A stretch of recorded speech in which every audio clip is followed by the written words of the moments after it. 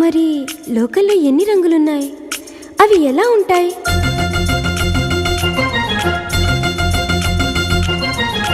బుగ్గ మీద వెచ్చని సిగ్గు వచ్చినప్పుడు దానిని అడుగు, ఎర్రదనం అంటే చెబుతుంది. పెదవి కొమ్మ పూసిన పువ్వు అందమైన నీ చిరునవ్వు, తెల్ల రంగు అట్టా ఉంటుంది.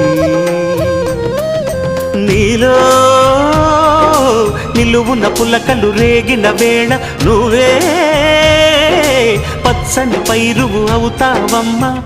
దిగులు రంగే నలుపు అనుకో, ప్రేమ పొంగే పసుపు అనుకో.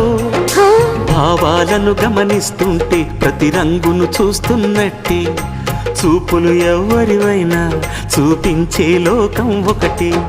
నేస్తమా ఇద్దరు